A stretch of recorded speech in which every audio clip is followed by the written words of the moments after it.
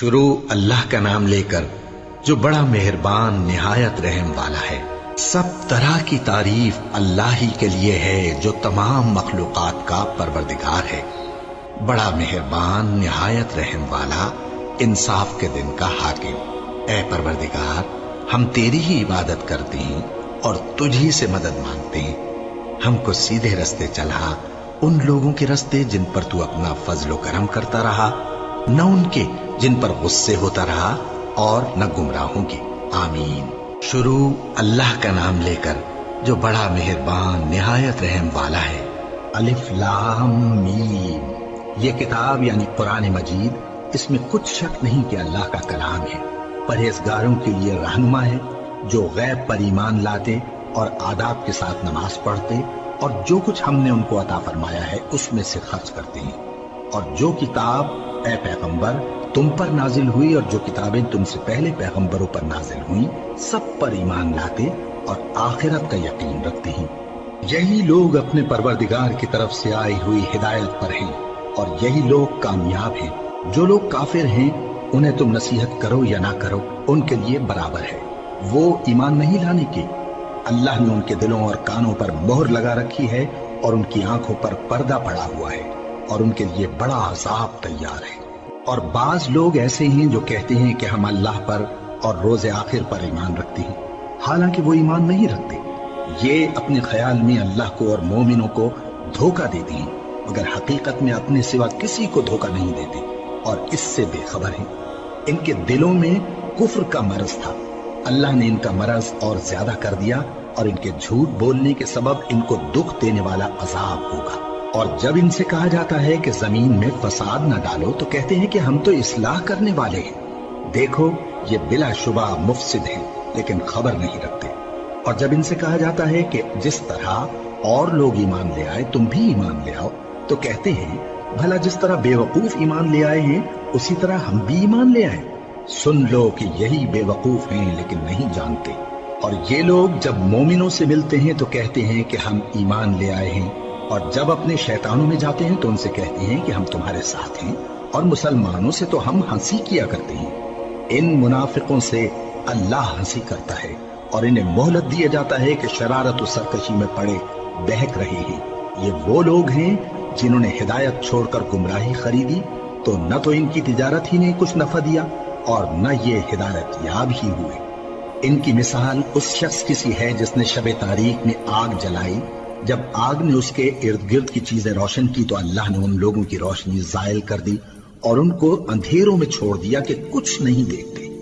یہ بہرے ہیں، گونگے ہیں، اندھے ہیں کہ کسی طرح سیدھے رستے کی طرف لوٹ ہی نہیں سکتے۔ یا ان کی مثال میں کسی ہے کہ آسمان سے برس رہا ہو اور اس میں اندھیرے پر اندھیرا چھا رہا ہو اور بادل گرج رہا ہو اور بجلی کوند رہی ہو، تو یہ کڑک سے ڈر کر موت کے خوف سے کانوں میں انگلیاں دے لے۔ اور اللہ کافروں کو ہر طرف سے گھیرے ہوئے ہے، قریب ہے کہ بجلی کی چمک ان کی آنکھوں کی بصارت کو اچک لے جائے۔ جب بجلی چمکتی اور ان پر روشنی ڈالتی ہے تو اس میں چل پڑتے ہیں، اور جب اندھیرا ہو جاتا ہے تو کھڑے کے کھڑے رہ جاتی ہیں۔ اور اگر اللہ چاہتا تو ان کے کانوں کی سنوائی اور آنکھوں کی بینائی دونوں کو زائل کر دیتا۔ بلا شبہ اللہ ہر چیز پر قادر ہے۔ لوگوں، اپنے پروردگار کی عبادت کرو جس نے تم کو اور تم سے پہلے لوگوں کو پیدا کیا تاکہ تم اس کے عذاب سے بچو، جس نے تمہارے لیے زمین کو بچھونا اور آسمان کو چھت بنایا، اور آسمان سے مے برسا کر تمہارے کھانے کے لیے انواع و اقسام کے میوے پیدا کیے۔ بس کسی کو اللہ کا ہمسر نہ بناؤ، اور تم جانتے تو ہو۔ اور اگر تم کو اس کتاب میں جو ہم نے اپنے بندے پر نازل فرمائی ہے کچھ شک ہو تو اسی طرح کی ایک صورت تم بھی بنا لاؤ، اور اللہ کے سوا جو تمہارے مددگار ہوں ان کو بھی بلا لو اگر تم سچے ہو۔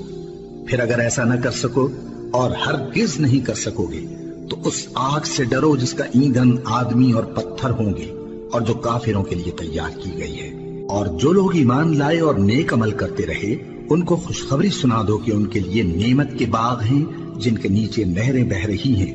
جب انہیں ان میں سے کسی قسم کا میوہ کھانے کو دیا جائے گا تو کہیں گے یہ تو وہی ہے جو ہم کو پہلے دیا گیا تھا، اور ان کو ایک دوسرے کے ہم شکل میوے دیے جائیں گے، اور وہاں ان کے لیے پاک بیویاں ہوں گی اور وہ بہشتوں میں ہمیشہ رہیں گے۔ اللہ اس بات سے آر نہیں کرتا کہ مچھر یا اس سے بڑھ کر کسی چیز مثلاً مکھی مکڑی وغیرہ کی مثال بیان فرمائے۔ اب جو مومن ہیں وہ یقین کرتے ہیں کہ وہ ان کے پروردگار کی طرف سے سچ ہے، اور جو کافر ہیں وہ کہتے ہیں کہ اس مثال سے اللہ کی مراد ہی کیا ہے۔ اس سے اللہ بہتوں کو گمراہ کرتا ہے اور بہتوں کو ہدایت بخشتا ہے، اور گمراہ بھی کرتا ہے تو نافرمانوں ہی کو، جو اللہ کے اقرار کو مضبوط کرنے کے بعد توڑ دیتے ہیں، اور جس چیز یعنی رشتہ قرابت کے جوڑے رکھنے کا اللہ نے حکم دیا ہے اس کو قطع کیے ڈالتے ہیں اور زمین میں خرابی کرتے ہیں۔ یہی لوگ نقصان اٹھانے والے ہیں۔ کافرو، تم اللہ سے کیوں کر منکر ہو سکتے ہو؟ جس حال میں کہ تم بے جان تھے تو اس نے تم کو جان بخشی، پھر وہی تم کو مارتا ہے، پھر وہی تم کو زندہ کرے گا، پھر تم اسی کی طرف لوٹائے جاؤ گے۔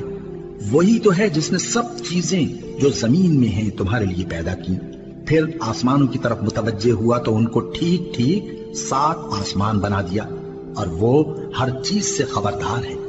اور وہ وقت یاد کرنے کے قابل ہے جب تمہارے پروردگار نے فرشتوں سے فرمایا کہ میں زمین میں اپنا نائب بنانے والا ہوں۔ انہوں نے کہا، کیا تو اس میں ایسے شخص کو نائب بنانا چاہتا ہے جو خرابیاں کرے اور کچھ تو خون کرتا پھرے؟ اور ہم تیری تعریف کے ساتھ تسبیح و تقدیس کرتے رہتے ہیں۔ فرمایا، میں وہ باتیں جانتا ہوں جو تم نہیں جانتے۔ اور اس نے آدم کو سب چیزوں کے نام سکھائے، پھر ان کو فرشتوں کے سامنے کیا اور فرمایا کہ اگر سچے ہو تو مجھے ان کے نام بتاؤ۔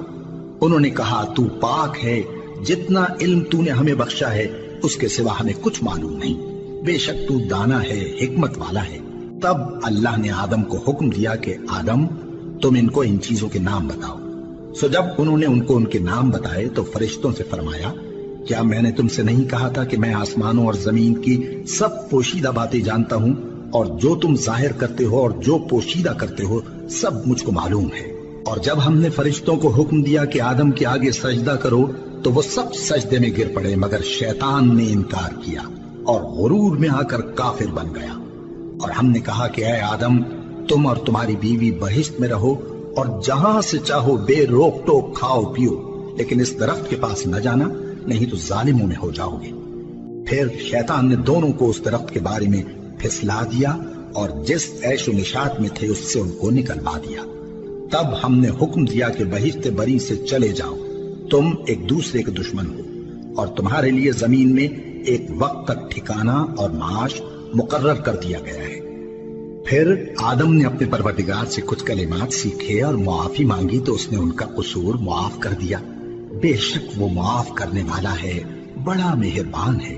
ہم نے فرمایا کہ تم سب یہاں سے اتر جاؤ، جب تمہارے پاس میری طرف سے ہدایت پہنچے تو اس کی پیروی کرنا، کہ جنہوں نے میری ہدایت کی پیروی کی ان کو نہ کچھ خوف ہوگا اور نہ وہ غمناک ہوں گے، اور جنہوں نے اس کو قبول نہ کیا اور ہماری آیتوں کو جھٹلایا وہ دوزخ میں جانے والے ہیں اور وہ ہمیشہ اس میں رہیں گے۔ اے آل یعقوب، میرے وہ احسان یاد کرو جو میں نے تم پر کیے تھے، اور اس اقرار کو پورا کرو جو تم نے مجھ سے کیا تھا۔ میں اس اقرار کو پورا کروں گا جو میں نے تم سے کیا تھا، اور مجھی سے ڈرتے رہو۔ اور جو کتاب میں نے اپنے رسول محمد صلی اللہ علیہ وآلہ وسلم پر نازل کی ہے، جو تمہاری کتاب یعنی تورات کو سچا کہتی ہے، اس پر ایمان لاؤ اور اس سے منکر اول نہ بنو، اور میری آیتوں میں تحریف کر کے ان کے بدلے تھوڑی سی قیمت یعنی دنیاوی منفعت نہ حاصل کرو، اور مجھی سے خوف رکھو، اور حق کو باطل کے ساتھ نہ ملاؤ، اور سچی بات کو جان بوجھ کر نہ چھپاؤ، اور نماز پڑھا کرو اور زکوٰۃ دیا کرو، اور اللہ کے آگے جھکنے والوں کے ساتھ جھکا کرو۔ یہ کیا عقل کی بات ہے کہ تم لوگوں کو نیکی کرنے کو کہتے ہو اور اپنے تئیں فراموش کیے دیتے ہو، حالانکہ تم اللہ کی کتاب بھی پڑھتے ہو؟ کیا تم سمجھتے نہیں؟ اور رنج و تکلیف میں صبر اور نماز سے مدد لیا کرو، اور بے شک نماز گراں ہے، مگر ان لوگوں پر گراں نہیں جو عجز کرنے والے ہیں، جو یقین کیے ہوئے ہیں کہ وہ اپنے پروردگار سے ملنے والے ہیں اور اس کی طرف لوٹ کر جانے والے ہیں۔ اے یعقوب کی اولاد، میرے وہ احسان یاد کرو جو میں نے تم پر کیے تھے، اور یہ کہ میں نے تم کو جہان کے لوگوں پر فضیلت بخشی تھی۔ اور اس دن سے ڈرو جب کوئی کسی کے کچھ بھی کام نہ آئے، اور نہ کسی کی سفارش منظور کی جائے، اور نہ کسی سے کسی طرح کا بدلہ قبول کیا جائے، اور نہ لوگ کسی اور طرح مدد حاصل کر سکیں۔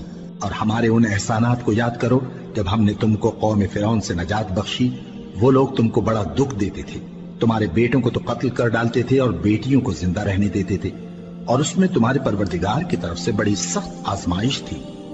اور جب ہم نے تمہارے لیے سمندر کو پھاڑ دیا، پھر تم کو تو نجات دی اور فرعون کی قوم کو غرق کر دیا، اور تم دیکھ رہے تھے